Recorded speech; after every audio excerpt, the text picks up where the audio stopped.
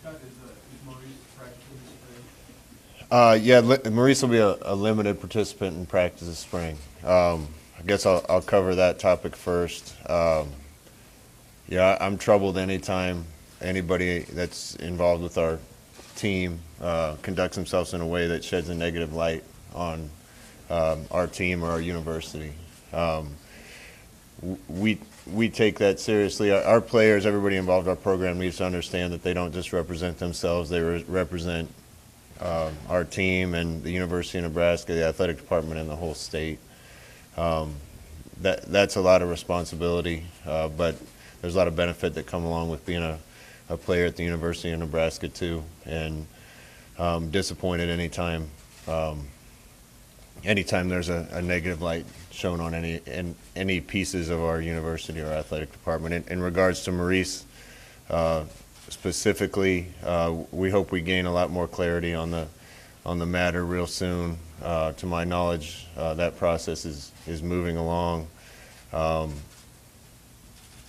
Hopefully, we'll get more clarity on soon. We're trying to keep him in as close to a normal routine as a student athlete as we can in the meantime. I think anytime anybody in our team behaves in a way that isn't consistent with the values of our team or our university, they run the risk of losing playing time or putting their status on the team in jeopardy. But to me, it's important to have a complete understanding of the situation before that decision's made. And just to be clear, that decision isn't made by me. It's made by myself in conjunction with administration and the university. So that's where we stand right now. I don't know a whole lot more about it. What's the definition of limited in practice? He's going to be a part of what we're doing out there. Just won't be doing as much as he might be doing. He has a lot of other things to worry about right now, and we're going to facilitate that to try to cooperate with the investigation, everything that's going on. So he'll do something at each practice? I don't know if it'll be at each practice. Again, that probably depends on some of the details of what's going on with his investigation, and we're going to cooperate any way we can. I know hindsight's 20/20. When you think about the way the fall transpired, was there something you wish you had done differently, or you had done differently, or his initial representative had done differently? No, just to clarify some of that, I knew very little about this in the fall. I'm not sure how much any of us, well, I do know we didn't know very much about it. The extent of what we knew is that he was contacted for an interview. One of the members of our staff was contacted for an interview by the Attorney General of Nebraska. At that time, several of us on the second floor had a relationship with the former Attorney General of Nebraska, and we contacted him to represent him in that questioning. At that time, all I knew was it was a matter that took place when he was in high school, and the impression I was given was it wasn't something they thought would elevate to a level that required any more action by us. The next I heard about it was in January, so I don't know what anybody could have done any different in the fall. Scott, what would you say to someone who's, when you look at it, there's a lot of details that were involved in what happened last fall, but the perception might be out there among some people that some of this unfolded the way it did to keep him out there in the fall. I guess what would you say to that? That's completely not true. Anytime that there's an investigation or our players are questioned in any way, it's our job to step back and let the legal process run its course, cooperate any way we can. There weren't any charges in the fall. I knew the little that was told to me in the fall, and that was that he was wanted for questioning, and knew very little beyond that. And I don't think it's my place to do investigations. In fact, that's where a lot of people get themselves in trouble. This will run its course and justice will be served. But again, I don't think anybody could have done anything different last fall.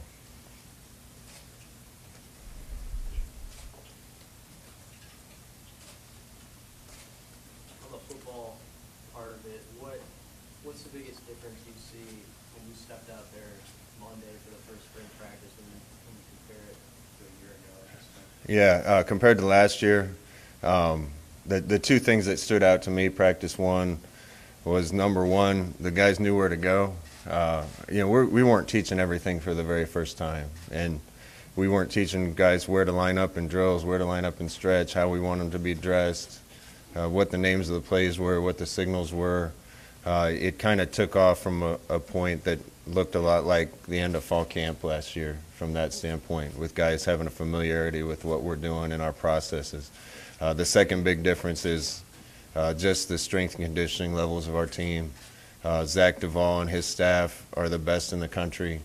In my opinion, our guys have gained an average of 100 pounds in their lower leg strength in the squat, over 50 pounds per man on average, upper body. Put on close to 10 pounds per man of lean muscle.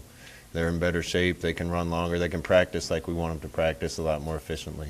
And that was obvious in day one of spring ball. So hopefully we're starting at a lot better place than we started last year. What do you make of your running back situation right now? I know you've got guys on the way, but, you know, with Maurice, but also other guys. Like, how does it sit with you at this point? Yeah, you know, we're thin at a bunch of positions, and we will be until we get the incoming freshmen in. Even when we get them in, we're still not going to be as deep as I'd like at a few positions.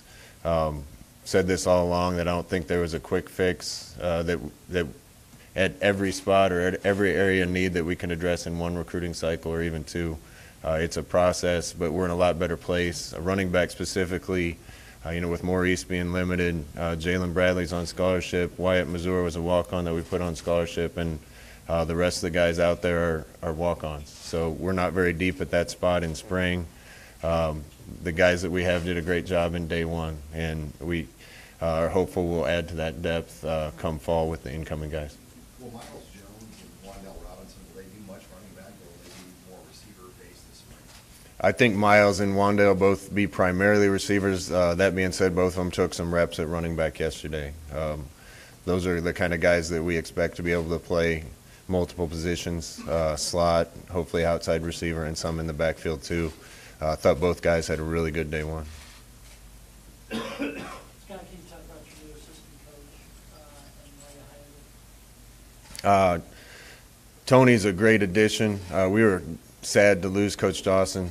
He was an important part not just of our team but of our family. Tony is as good a guy as we can hire to bring in here. We talked to a lot of people, interviewed a lot of people. There were some really quality people we interviewed, some really talented people we interviewed.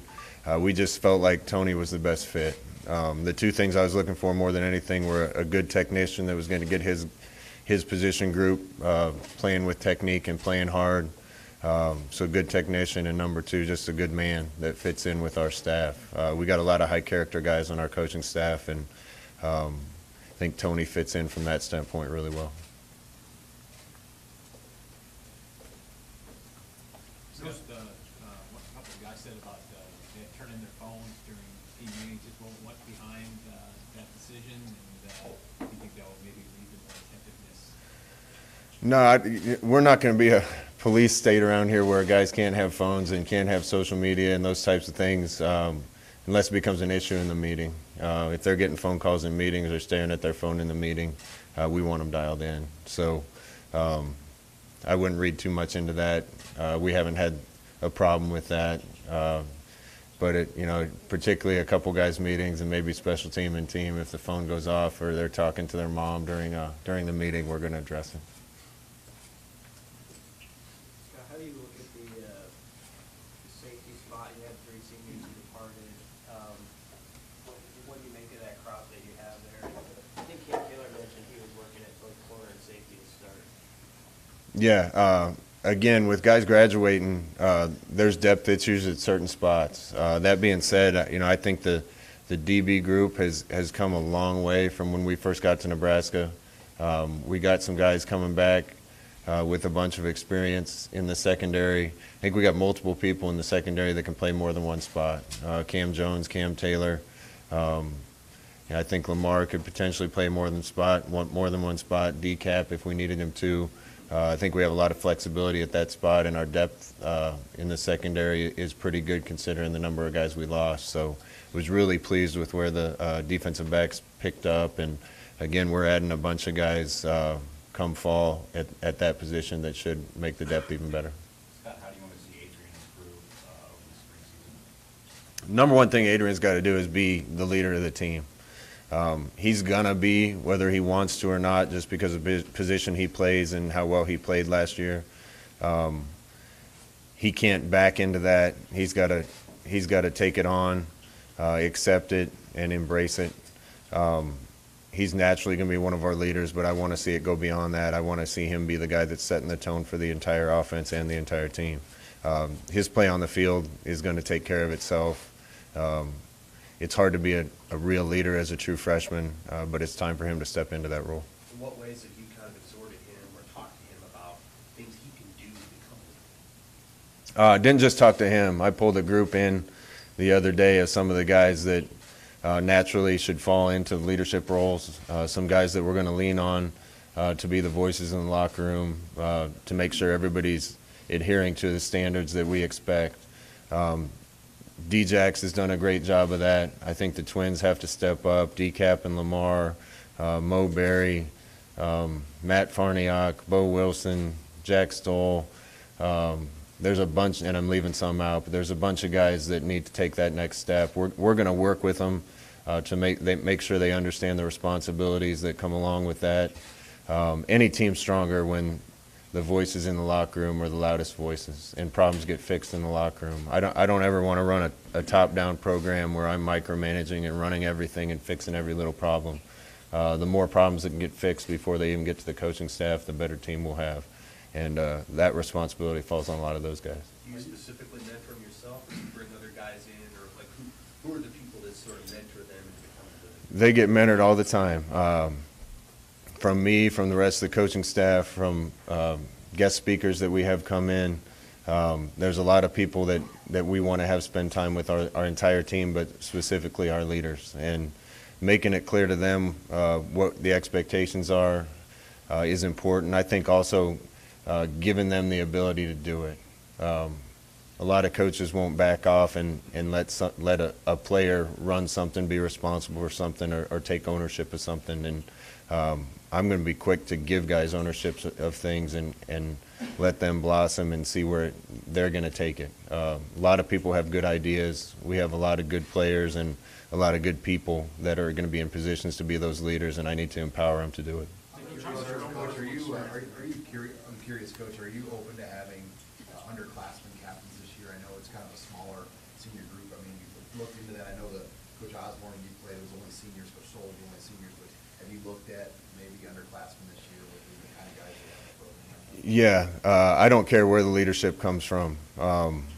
You know, historically here it's been seniors that are team captains. We'll determine team captains down the road somewhere, but there's guys like Adrian that's a sophomore that is going to have to be a leader for us. There's guys on defense that are underclassmen that are going to have to be leaders for us. So if we get good leadership, I don't really care where it comes from.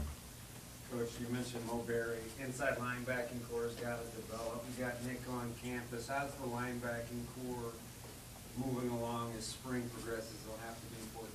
Yeah, I think linebackers another place we're a little thin right now.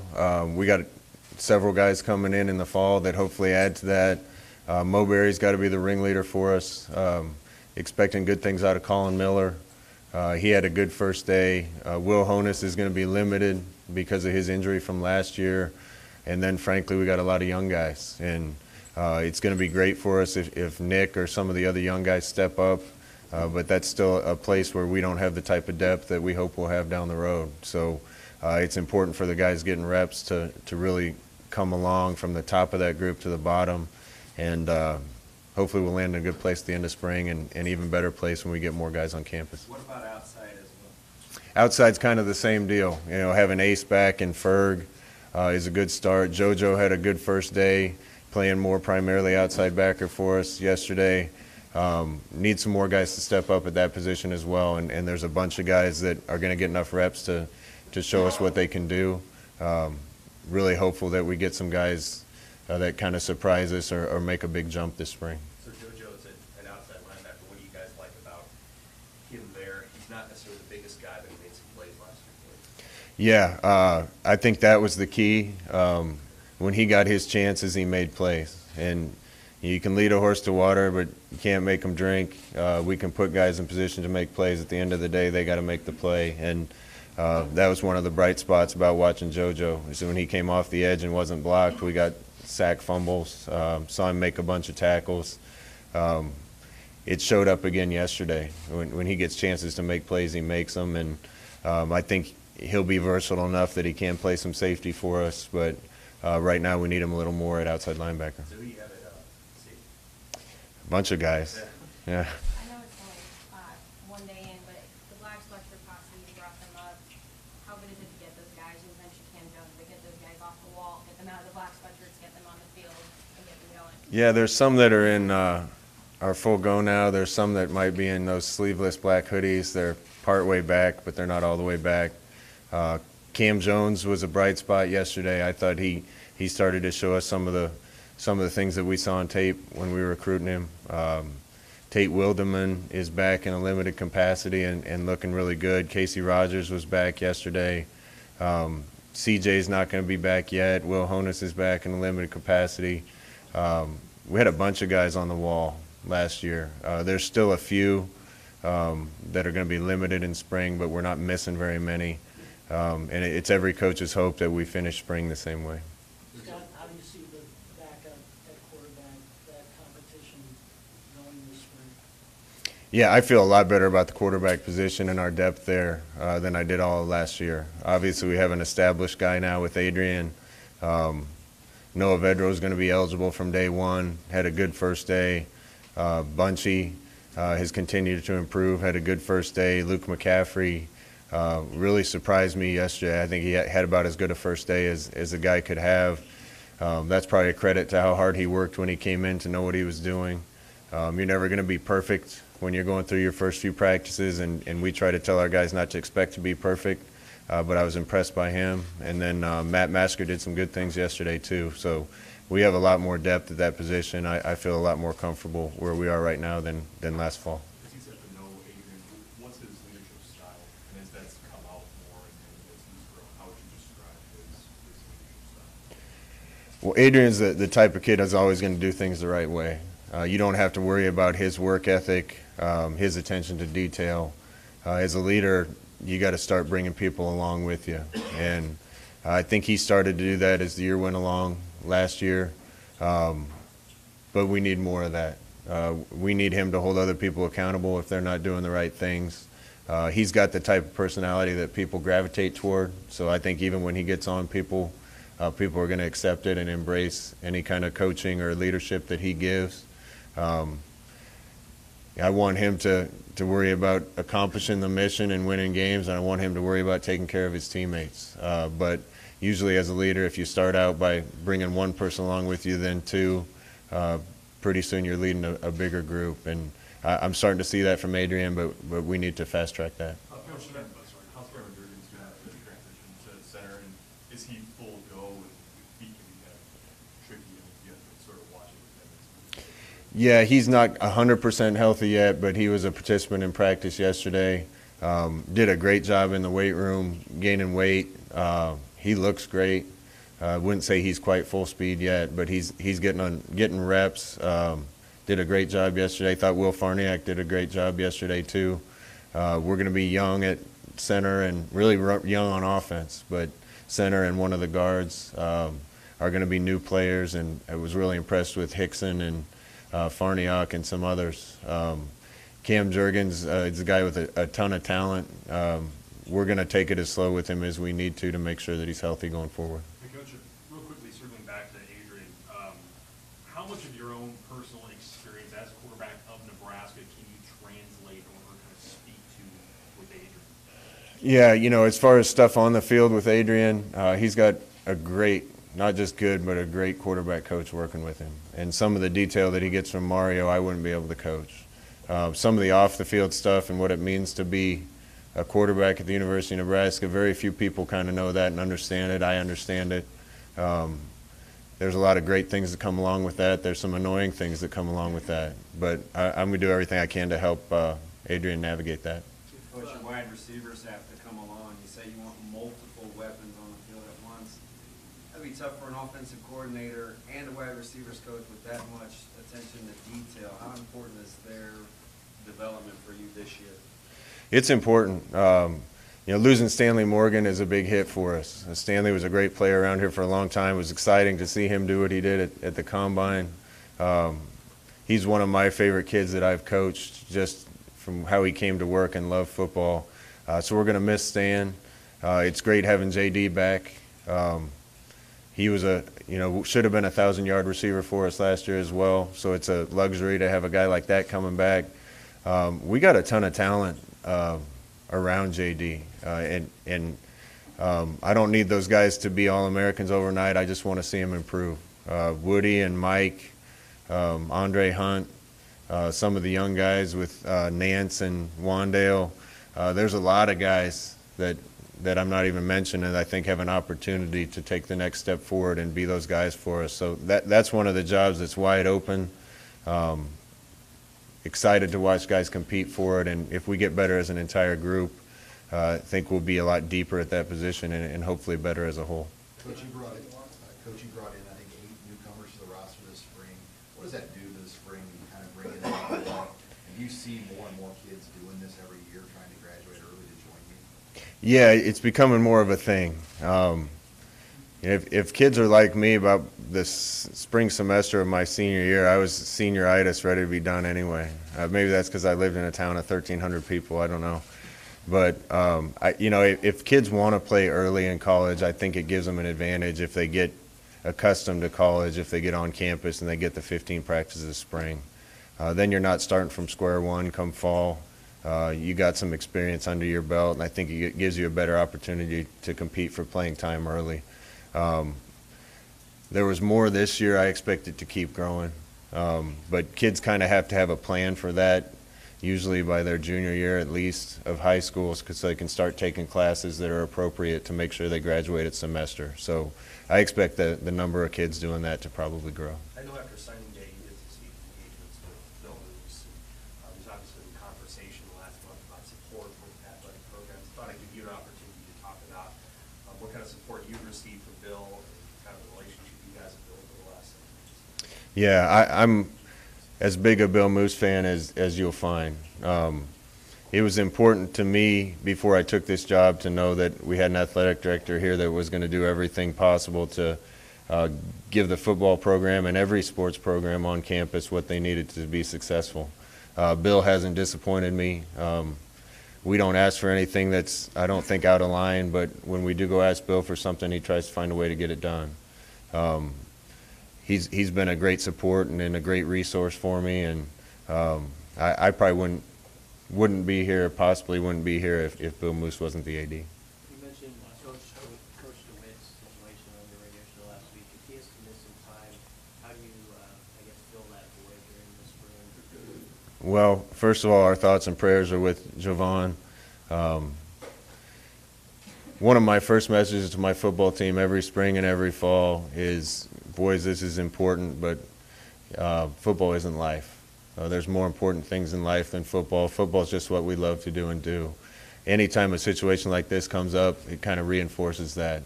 There's bigger things out there. He's certainly fighting a fight that's bigger than any game we're going to play this fall. In the short term, Coach Shenander doesn't have a position as a defensive coordinator. In our time together at Oregon, he was the outside linebackers coach, so whatever Javon can't do between Chins and Jack Cooper and others on our staff, we'll be able to pick up the pieces. Biggest thing is we're just pulling for him and there for him and hoping he makes it through this. Thank you, guys.